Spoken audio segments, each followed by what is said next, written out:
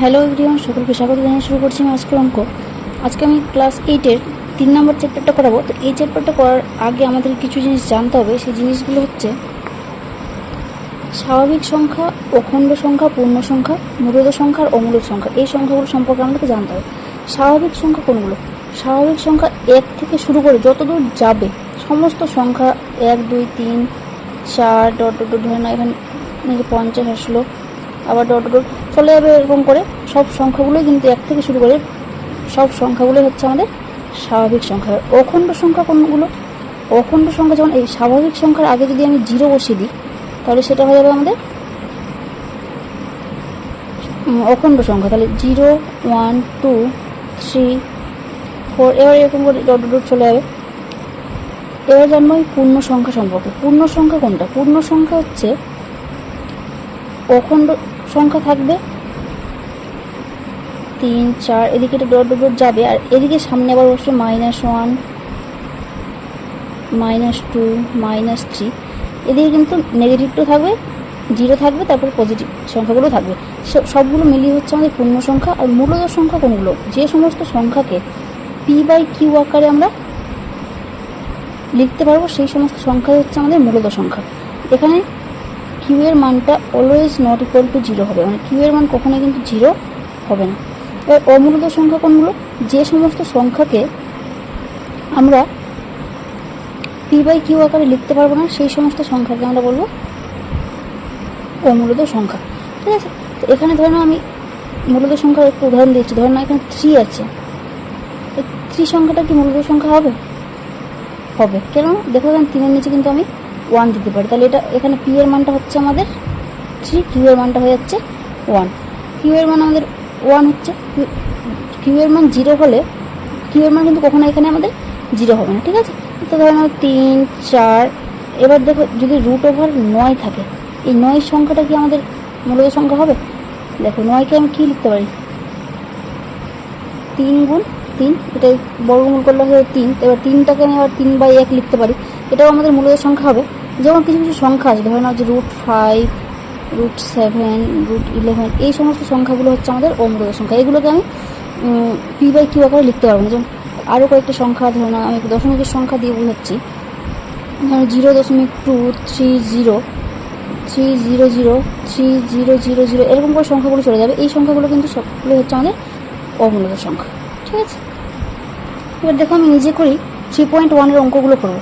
ঠিক আছে, এখানে দেখো 1 নম্বর কি বলেছে, নিজের সমীকরণগুলি সমাধান করি। এখানে অনেকগুলো সমীকরণ দেওয়া আছে, এখান থেকে আমাদেরকে সমাধান করে মানটা x এর মানটা আমাদেরকে বের করতে হবে। তো এখানে আমি দেখো 2 নিয়েছি। 1 নম্বর অঙ্কটা দেখো, এখানে x এর মান কী হবে? x = 30/5 হয়ে যাবে। 5 দিয়ে 30 কাটলে 6, তাহলে x এর মান হয়ে গেল আমাদের 6। আর 2 নম্বরটা দেখো, এখানে আমি ভগ্নাংশ যোগ করে নিচ্ছি। এখানে লসাগুটা হয়ে যাবে 2, আর এটা হয়ে যাবে 4x প্লাস হচ্ছে x - 1 ইকুয়াল টু হচ্ছে 5। এটা তাহলে কত হবে? 4x আর x যোগ করা হয়ে যাচ্ছে 5x - 1, এই দুইটা দিয়ে গুণ করে দেবো, 10 হয়ে যাবে। তাহলে এবার 5x ইকুয়াল টু কত হবে? এদিকে -1টা এদিকে আসলে +1 হয়ে যাবে, মানে এটা হয়ে যাচ্ছে 11। তাহলে x এর মানটা কত হবে? 11/5, x এর মান পেয়ে গেলাম। এবার 3 নম্বরটা দেখো, আমি xগুলোকে একদিকে করে নিচ্ছি, x/5 মাইনাস হয়ে যাচ্ছে x/10 ইকুয়াল টু, এইদিকে আমি সংখ্যাটাকে নিয়ে চলে আসছি -2/7। এবার আমি ভগ্নাংশের যোগ করে নেব, ওই ভগ্নাংশ বিয়োগ করে নেব। এখানে 5 আর 10 লসাগু করলে আমার 10 হবে। এটা হয়ে যাচ্ছে, তাহলে 5 2 10, মানে হয়ে গেল 2x মাইনাস হয়ে যাচ্ছে x। এবার এখানে এদিকে আছে -2/7, তাহলে এখানে হচ্ছে 2x থেকে x বাদ দিলে হয়ে যাচ্ছে x/10 ইকুয়াল টু হচ্ছে -2/7। তাহলে x এর মানটা এখানে কত হবে? -10 2 হয়ে গেল 20, বাই হয়ে গেল 7। তাহলে x এর মান আমি এখানে পেয়ে গেলাম এটা।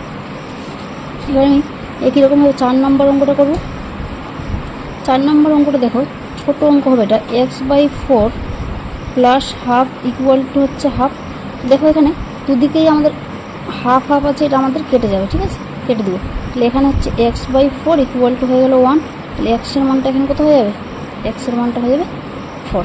তাহলে এখানে আমি পেয়ে গেলাম। দেখো এখানে প্রত্যেকটা সংখ্যা কিন্তু আমি p/q আকারে লিখতে পারবো। এখানে যে সমাধানটা আমরা পেলাম, এখানে যেখানে প্রতিটি সমীকরণের বীজ যেটা পেয়েছি প্রত্যেকটা কিন্তু মূলদের সঙ্গে। এখানে আমি 6/1 লিখতে পারি, এখানে আমি 11/, এটা p/q আকারে আছে, এখানে p/q আকারে আছে, এখানে আমি 4/1 লিখতে পারি। হয়ে গেল। এবার দেখো নিজে করি 3.2 এর অঙ্কগুলো। 1 নম্বর কী বলেছে, 2/9 এর সাথে ড্যাশ যোগ করলে 0 পাবো। তো এখানে দেখো 2/9 এর সঙ্গে কত যোগ করবো, 2/9 এর সঙ্গে যদি আমি -2/9 যোগ করি তাহলে কত হবে, এটা 2/9 প্লাসে মাইনাস হচ্ছে -2/9, তাহলে এটা হয়ে যাবে আমাদের, এটা কেটে যাবে, তাহলে এটা হয়ে যাবে 0। এটা হয়ে গেল আমাদের অ্যান্সার। 2 নম্বর কী দিয়েছে, -9/8 এর সাথে কত যোগ করলে 0 পাবো, -9/8 আছে এখানে। এখানে যদি আমি +9/8 করি তাহলে কী হবে, এটা 0 হয়ে যাবে। ছোটো ছোটো অঙ্ক এগুলো। এবার 3 নম্বরটা কী দিয়েছে, মাইনাস দিয়ে আবার -5/2 এর সাথে কত যোগ করলে 0 পাবো। 3 নম্বর দেখো মাইনাস দিয়ে -5/2 আছে, তাহলে দেখো এখানে মাইনাসে মাইনাসে +5/2 হয়ে যাচ্ছে। এর সঙ্গে যদি আমি -5/2 আমি যোগ করি তাহলে আমি এটা 0 পেয়ে যাবো।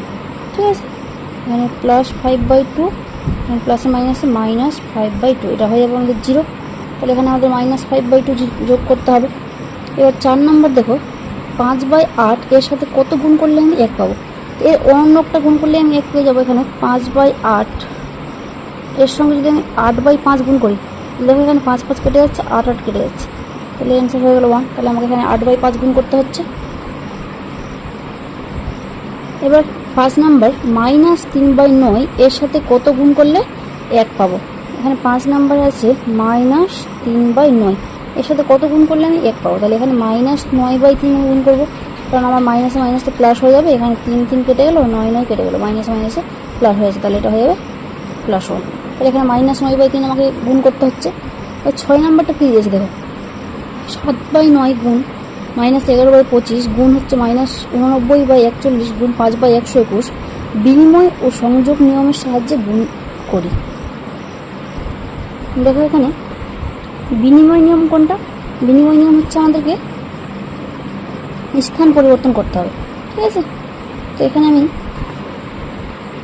বিনিময় নিয়মের সাহায্যে যদি গুণ করি তাহলে এখানে যদি এটাকে আমি এখানে লিখি -11/25 গুণ হচ্ছে 7/9 গুণ, এখানে এটা আমি বিনিময় করে দিচ্ছি 5/121 লিখলাম আমি আগে, গুণ হচ্ছে -89/41। ঠিক আছে, এবার আমি কাটাকাটি করার চেষ্টা করবো। 11 দিয়ে এখানে 121 যদি কাটি তাহলে 11 হবে। এখানে 5 দিয়ে 25 কাটলে 5। দেখি এখানে আর কাটাকাটি যাবে না, তাহলে এটা আমি গুণ করে দেখছি। এখানে মাইনাসে মাইনাসে এটা প্লাস হয়ে যাবে। আর 89 আর 63 যদি আমি গুণ করি তাহলে 89 আর 7 যদি গুণ করি, 7 9 63, 3 হাতে থাকছে 6, 8 7 56 আর 6 হয়ে যাচ্ছে 62। তাহলে এখানে হয়ে গেল 623 ভাগ হচ্ছে 11 99 99 সঙ্গে 5 গুণ করতে হবে, 5-এর সঙ্গে আমার আবার 41 গুণ করতে হবে। গুণটা করে দেখি আমি রাফে। দেখো এখানে 11 পাচ্ছে 55, 9 হচ্ছে 5 9 45, 5 হাতে থাকলো 4, 5 9 45, 4 হয়ে গেল 49। এবার আমি এটাকে 41 দিয়ে গুণ করবো। 5 একে 5 9 4, 5 4 20, 0 হাতে থাকলো 2, 4 9 36, 2 38, 8 হাতে থাকলো 3, 4 4 16, 3 19। দেখা যাচ্ছে 5 9 8 4 12, 2 হাতে থাকলো 1 0, এটা হয়ে যাবে 2। তাহলে এটা নিচে হয়েছে 0 2 9 5। এটাই আমাদের অ্যান্সার। ঠিক আছে, এটা আমাদের বিনিময় নিয়মে হয়েছে। এবার যদি আমি সংযোগ নিয়মে করি, তাহলে সংযোগ নিয়মে যদি করতে চাই তাহলে এই দুটোকে আমি এক জায়গায় লিখব। গুণ হচ্ছে -11/25 গুণ হয়ে গেল -90/41 হচ্ছে 5/121। এটাকে তোমরা গুণ করে দেখবে, এই অ্যান্সারটাই আসবে। ঠিক আছে, এত পর্যন্ত থাকবে আজকে। আর কারো কোনো অসুবিধা হলে অবশ্যই কমেন্টে জানাবে এবং নতুন নতুন ভিডিওতে চ্যানেলটিকে সাবস্ক্রাইব করে রাখবে। ধন্যবাদ।